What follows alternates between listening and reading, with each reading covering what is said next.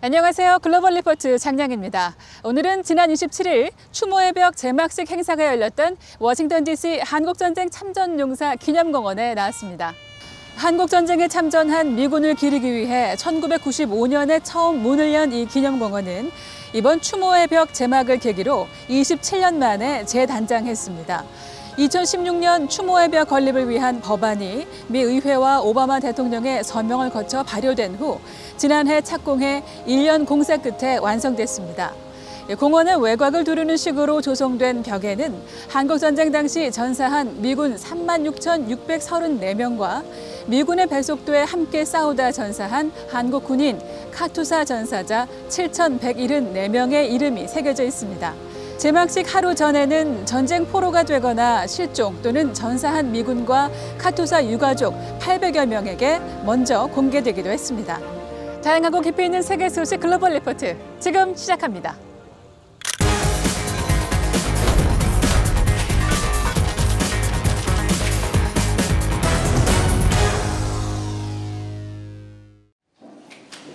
러시아와 우크라이나가 지난 22일 유엔과 터키의 중재로 흑해를 통한 곡물 수출 재개에 합의했지만 러시아가 흑해연안 남부 지역에 미사일 공격을 가하면서 합의 유지 여부에 대한 우려가 계속되고 있습니다.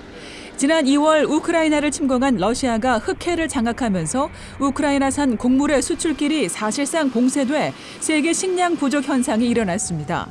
국제사회의 거센 비난이 일자 크렘린궁은 오데사 지역의 공격은 군사시설을 겨냥한 것으로 곡물 수출에는 영향을 주지 않는다고 주장했습니다. 유엔 지원 아래 우크라이나 곡물 수출을 위한 공동조정센터가 27일 터키 이스탄불에 문을 열면서 전 세계 식량난의 해결점이 될 수 있을지 이목이 집중되고 있습니다. 지난해 쿠데타로 정권을 잡은 미얀마 군부가 최근 자국 민주진영 반체제 인사 4명에 대한 사형을 집행해 미얀마는 물론 세계 곳곳에서 비판의 목소리가 이어졌습니다. 미얀마 양곤 거리에선 가면을 쓴 시위대가 시위를 이어갔고 태국 방콕의 미얀마 대사관 앞에서도 수백 명의 시위대가 모였습니다.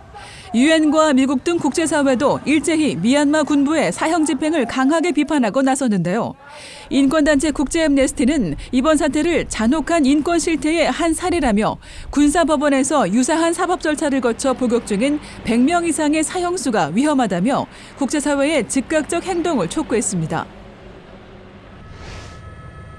지난 22일 미국 캘리포니아 요세미티 국립공원 인근에서 발생한 오크파이어 산불이 빠르게 확산하며 피해를 키우고 있어 이번 주 주요 해시태그에 올랐습니다.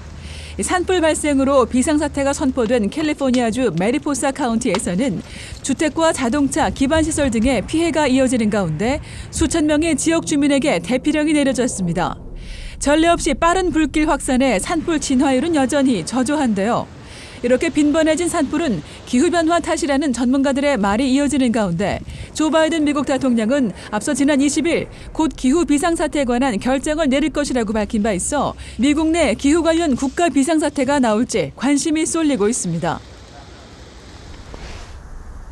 세계보건기구 WHO가 지난 23일 원숭이 두창 발병 상황에 대해 국제공중보건 비상사태를 선포했습니다. 국제공중보건 비상사태는 WHO가 내릴 수 있는 최고 수준의 경계 선언으로 신종 코로나 바이러스 때 선포한 이후 처음인데요. 원숭이 도창은 주로 중앙아프리카와 서아프리카 지역에서 발견되는 풍토성 감염병이지만 지난 5월부터 유럽과 북미를 시작으로 빠르게 세계 곳곳으로 확산하며 현재까지 77개국에서 2만 명을 넘는 확진 사례가 보고됐습니다.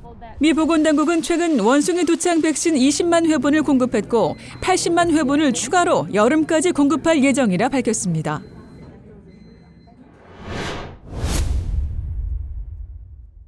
신종 코로나 바이러스 대유행에 따른 공급 부족과 우크라이나 전쟁으로 인한 유가 상승이 엮이면서 40년 내 최악의 인플레이션에 직면한 미국인들. 전문가들 사이에선 미국 경제가 침체에 들어서는 것이냐 아니냐를 두고 논쟁이 뜨거워지고 있습니다. 클릭 글로벌 이슈. 오늘은 경기 후퇴 징후가 보이는 미국 경제. 과연 연착륙할 수 있을지 진단해 보겠습니다.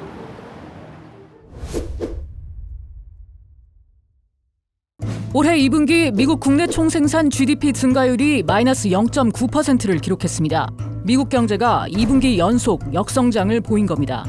이에 따라 미국 경제가 경기 침체로 이미 향하고 있다는 우려가 커지고 있습니다. Current environment suggests that the likelihood that the U.S. economy can avoid a recession is actually quite narrow. 경기 침체란 일정 기간 무역이나 산업 등 경제 활동이 전반적으로 감소하는 것을 가리키는 말로 통상 2분기 연속 GDP가 역성장하면 침체에 들어간 것으로 판단합니다. 바이든 행정부는 미국 경제가 경기 침체에 들어서지 않았고 또 그러지 않을 것이라고 말합니다. We're not going to be in a recession. My hope is we go from this rapid growth to steady growth. So I think if you look at the strength of the current economy, if you look at the strength of the labor market, if you look at the strength of consumer spending, you would conclude that where we are right now remains solidly within expansion. 하지만 상당수 미국인들은 이미 경제 상황을 비관적으로 보고 있습니다. 7월 소비자 신뢰지수가 3개월 연속 하락하면서 지난해 2월 이후 가장 낮은 수준에 이르렀습니다. 떨어질 줄 모르고 치솟는 물가가 가장 큰 이유입니다. I bought a 6-pack of Diet Coke and it was over $8 and I remember it being $5 or something like that. And I've noticed it with wine prices. I've noticed it with dairy prices. They kept saying it was temporary for quite a while and they finally had to change their tune and now we have some serious interest rate hikes. 미국의 중앙은행인 연방준비제도 연준은 물가를 잡겠다는 일념으로 공격적으로 기준금리를 인상하고 있습니다. 지난 6월 30년 만에 최대 폭인 0.75%포인트 올린 데 이어 이번 달도 0.75%포인트 올렸습니다. 연준의 강력한 긴축 분위기 속에 주식시장은 하락세를 이어가고 주택시장도 위축되고 있습니다. 기업들도 투자를 꺼리기 시작하면서 고용시장에도 서서히 영향을 미치고 있습니다. 이런 상황은 모두 미국인들의 소비 심리를 한층 더 얼어붙게 하고 있습니다. The consumers feeling the pinch. I know they have flush with cash. That's going to run down. They're increasing their credit limits, their revolving debt. I think economically speaking, if you look at signs all around us, real estate stopping, I think we're slowing down one way or another. 국제통화기금 IMF는 내년에 미국 경제가 더 어려워질 것으로 내다봤습니다. 올해엔 2.3% 성장에 내년엔 1% 성장에 그칠 것으로 전망했는데요. 미국 경제에 대한 비관론이 짙어지는 가운데 바이든 행정부가 이를 타개할 수 있는 묘수를 마련할 수 있을지 관심이 집중되고 있습니다.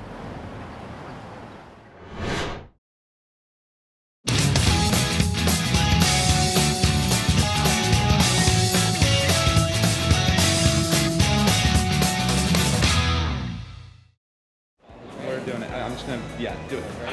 Walking down the on the next step. Oh, there you go. When I take a selfie, I feel like I'm exploring the world. I'm famous, I'm excited, I'm happy, I'm in a new atmosphere. When I take a selfie, I see me. I see the real me. When I take a selfie, it makes me feel pretty. Literally, that's it. You just feel pretty when I take one. I do like take a picture. I don't take them that often though, but I like it. It's me! So I enjoy taking selfies mainly because, I don't know, it's a way to document kind of day to day, and it's a way to share with my friends where I'm going, what I'm doing, what my style's like, my outfits for the day. I feel like it's a general expression of what my mood's at day to day. So taking selfies has evolved. I can recall going into photo booths where you just get a couple of shots, a few seconds, and you had to go. And it was kind of awkward because in that moment you were thinking of how you were going to smile or pose. But with selfies, when you're ready, you're able to shoot, shot, and then you're able to capture the moment. And I love that.